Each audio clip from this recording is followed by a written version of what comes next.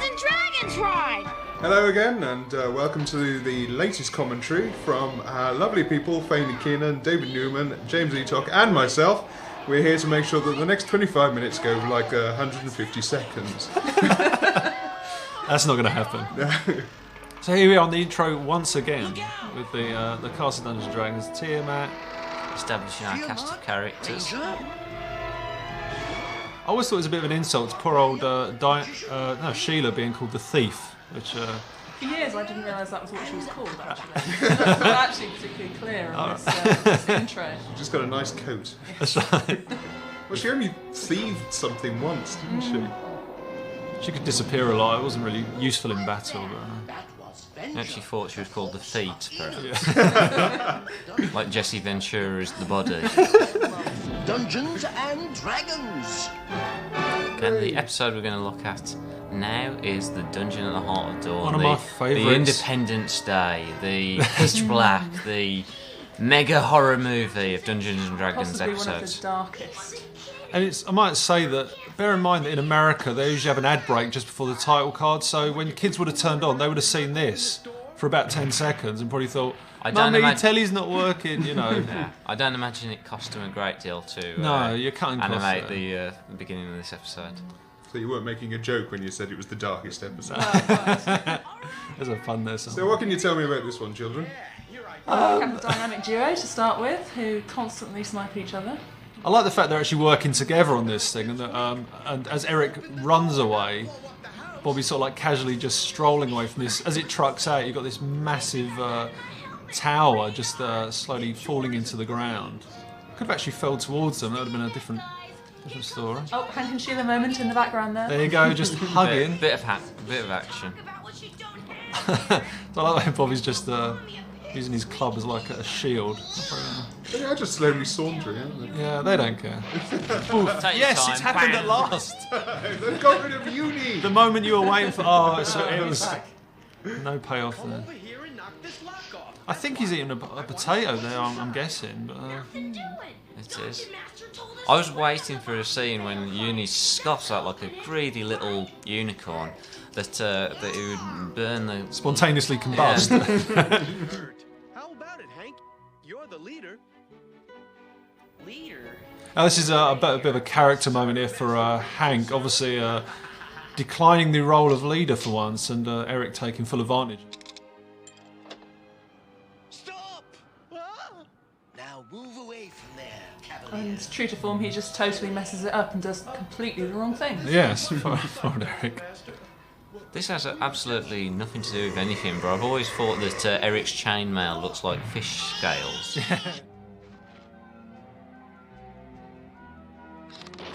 Oh, the sign is saying... Good, look at that shot. And lurking in the shadows, funnily enough, Shadow Demon. What I love about this whole scene is it suddenly starts to build up, the music starts kicking in. It's the music from the intro as well.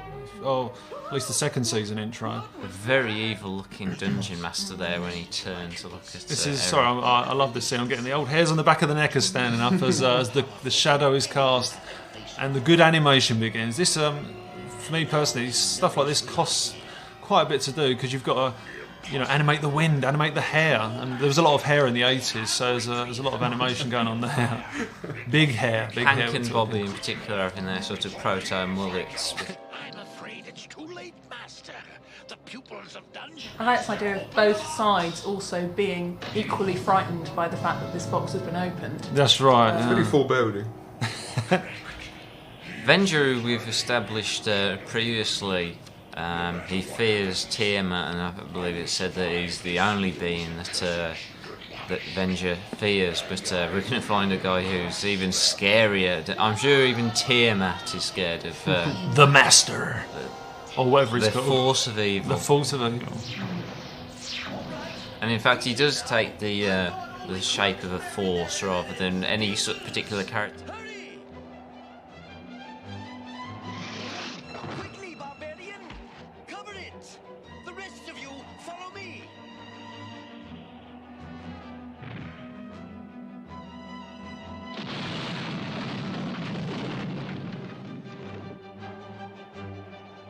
Hold it right there, Captain Shortness! this. Not you, the other one.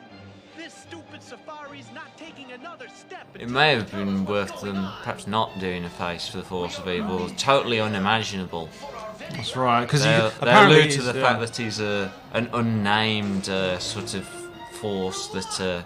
what I love about this whole thing is just the way it's so dramatic. It's like they're actually shouting at one another, kind of thing. Because this, look at the wind there, just tearing up the capes, and they go through everything they've tackled in the realm, and they're not afraid of anything basically. But even Dungeon Master here turns, and we get a nice truck out, and he looks a bit nervous. A misplaced wisecrack from Bobby. I don't think we really need to know. I think by this point they are pretty seasoned adventurers. Oh yeah, definitely.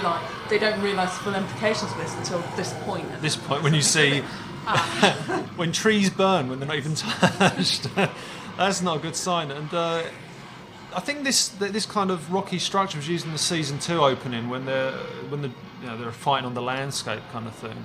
Going from memory here, of course. Here we go, and here we go.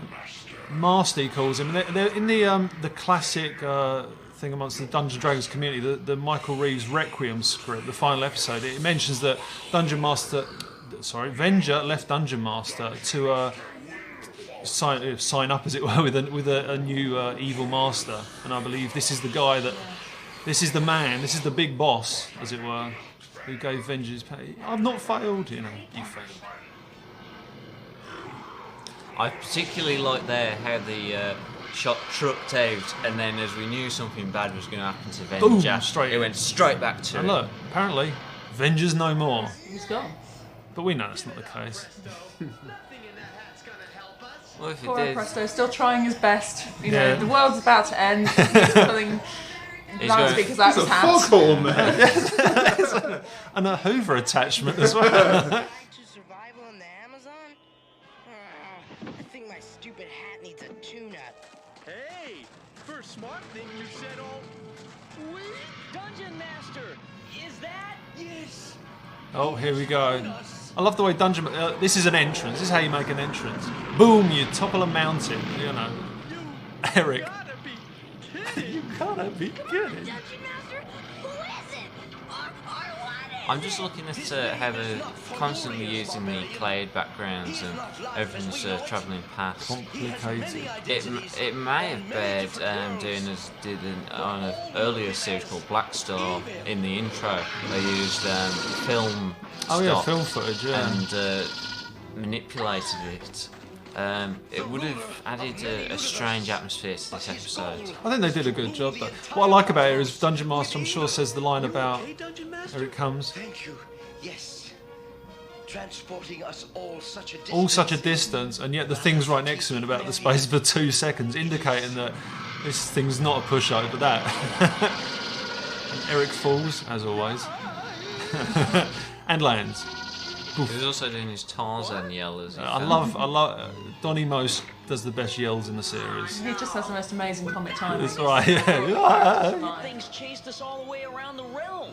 Where else can we run? And this is, it's looking foreboding. We will run no further. Let it end here. Let it end here. That's not good. One way. And I love this. There's a great shot of Eric coming up where he's completely backlit and he points towards the evil spirit coming towards them. This is it. I'll tell you what's gonna happen. Barbecue City. That's good I know stuff, what man. you're I like thinking. that. It's my She was fault, playing right? mother to I'm the her one brother. who That's opened right. that box. Not telling him to hush. Yeah. You asked. So many episodes that we see Dungeon Master come up and he'll spare some riddle and then he'll leave them to it. But this you one, can tell this is a major Yeah. episode. It's really important because he's staying with them. He's got to protect There is them. one chance. I just think all the shots in this are really cool, like the wind like flying past. And two-tone shading, never a bad thing. Look at that. What are they going to do? My Dungeon Master using the power of the weapons once Listen again. carefully, my children. The I don't like his eyes. They sort of like drift across. So like, whoa, there, left, No matter right, what left, happens, right. you must not look. So we're going to merchandise a clock. What's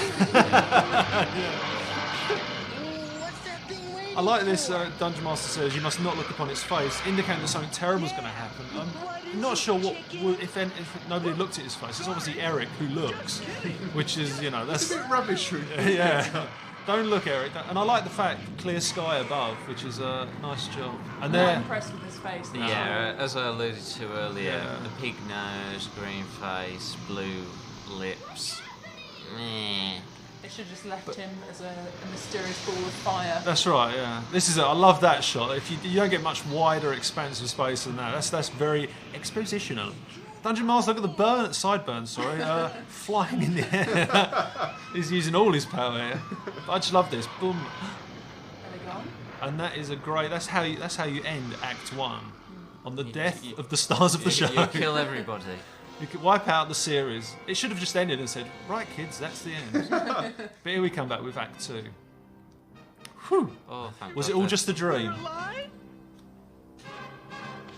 Well, Dungeon Master must have saved us. Now, I've got to say, from the beginning of Act 2, I always find it's slightly disappointing that Act 1 is so very, very good. And Act 2, while still good, is nowhere near as good as Act 1. You can't beat Act 1. No, so yeah.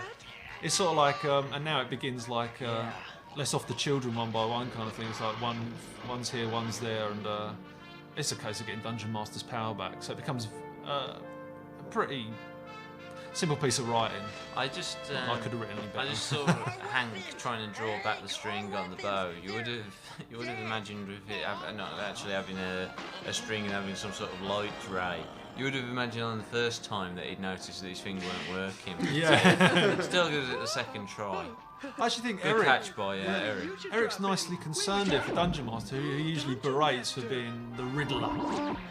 Not the DC character, of course, but for Batman. But it's like he's actually genuinely concerned for poor little disappearing Dungeon Master. To transport us here to the underworld. He usually berates the little Riddle man, but here he's actually. Are you okay, little Dungeon Master? Yeah, there's not an awful lot of continuity within this series, but you can see individual characters just developing, and Eric is certainly one of the ones who begins to lose a slightly whingy air about himself and actually starts to save members of the gang and to not think himself all the time. I do love that whingy air, though, I've got to admit. It's also worth saying that Donnie Most, who plays Eric, and Sidney Miller, who play Dungeon Master, are real scenery-chewing thesps. So they probably made the most of their sort of banter, and they're really going for like a strained love-hate relationship between the two. And it works. It's just Yeah, such a good dynamic. Here we go with Hank taking. Obviously, he let his friends down by letting Eric open the box, losing his role of leadership, and now he's like, "You do this, you do that. I'll look strong and heroic."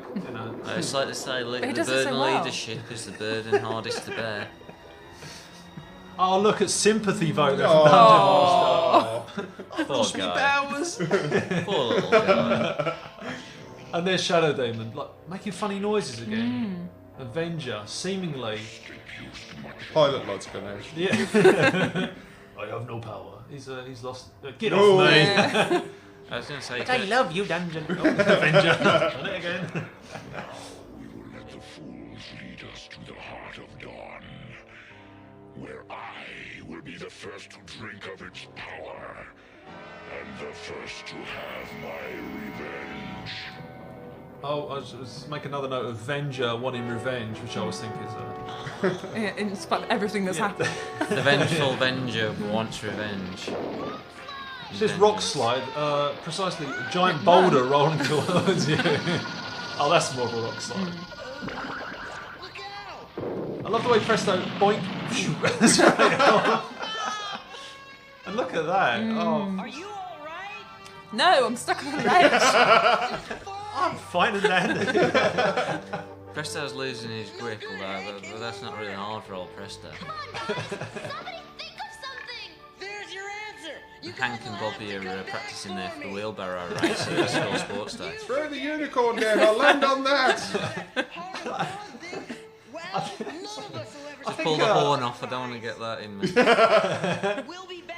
I think Presto, if you look, every time they show him, he's getting lower and lower. It's Yeah. like- Don't worry.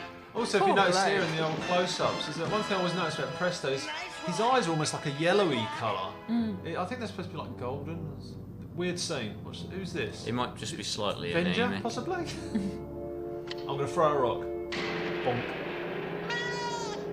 It seems strange that Venger's like, why doesn't he just blow him up himself as opposed to, I'm going to taunt this monster out the monsters out the Last time lake? I heard a gong like that was in a movie on TV.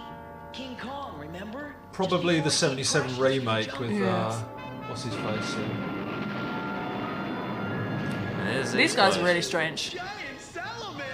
Giant salamanders. I guess they're kind of like salamanders. They're not instant. They're all snake-like. Yeah. It actually remind me of Mongol from the Thundercats. And this is testament to Diana just being an all-round sporting girl and Yeah. just diving straight in there. I love the way it ends on that shot. It sort of like flies in, you think, oh, what's happened to poor old Diana? And this guy, I think, has got the worst power ever. A hat that fires out a magical laser bolt. It looks silly. He's an angry little guy. He's got disgruntlement issues. Yeah, also with Diana vanishing, you'll notice there's sort of like a pattern begins of each pupil vanishing. And who will be next? Will it be Sheila, Hank or Bobby? Spoiled it I'm there, sorry. So I was going on to say, would it be Sheila, Hank or Bobby? I don't think so. Will it be Eric? More than likely. Mustn't forget Presto on that ledge. It's just Poor old Presto and Diana. Almost at the heart of Oh, dawn, look at my that. children. they're just so tired. Look The at them. entrance And lies that's a lot of stairs. But first, we must get past the You guardian. can tell Venger though he's not working his full faculties because Yes, I mean, of all the people he could go to, he goes to that disgruntled little orc. Orc, yeah. Orc with the evil hat. I should say that the Guardian, or whatever it is that Dungeon Master calls it, looks more like a giant rolled up carpet with teeth. He's almost gone. You heard what she said? Move out!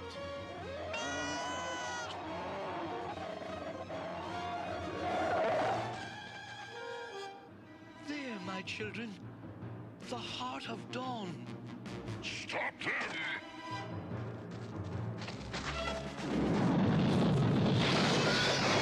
You guys get going. So rubbish hat power then.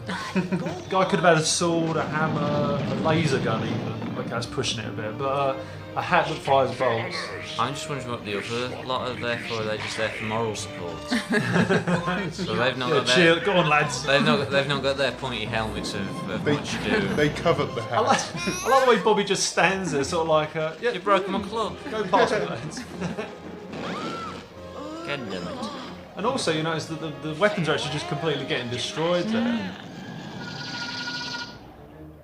Oh, He's gone. Master, no! look at the carpet, it's still there. Also, it looks like Eric's been fighting that beast so long that the beast has grown Dennis Healy eyebrows.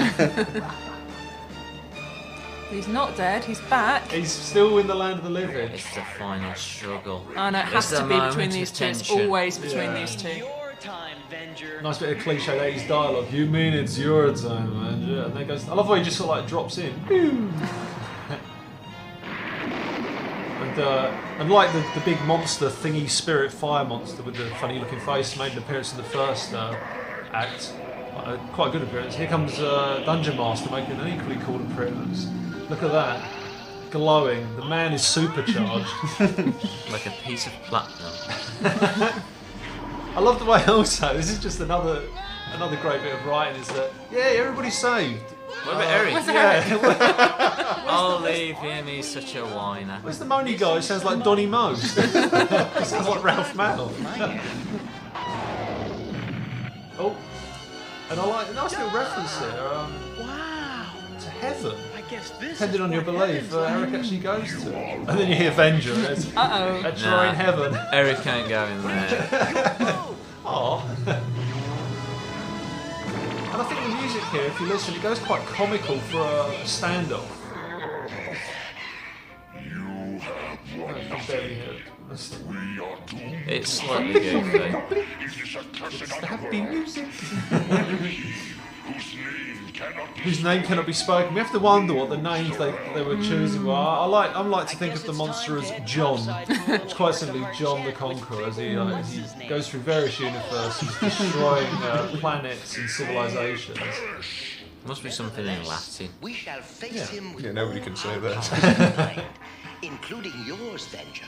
And here we get a nice little team up at the end of the episode. Dungeon Master's like, okay, a very rare team up. It does have echoes of, Requiem, doesn't it? Oh yes, of may course. be attacked the very instant we return. There you That go. is, those of us who are not afraid. Taunting Avenger there. Oh, shut up, Dad.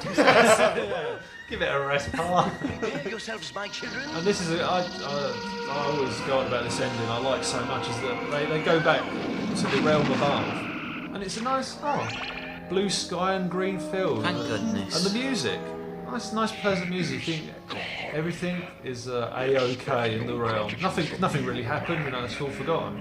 But they'll carry on fighting against evil. Oh yeah, they'll still go on. Avenger will continue to dedicate himself, the fool, to evil.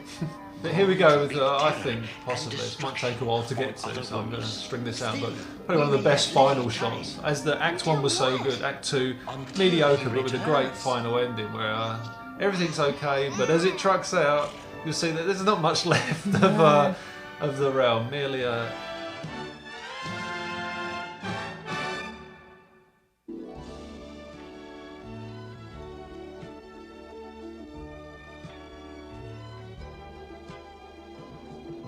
So we like that one. We like that one a lot. It's very good. Sorry, I'm going back. So is there Dungeon at Heart of Dawn? Good episode. They'll be back and we'll be back. Yes. See you in a minute. See you soon.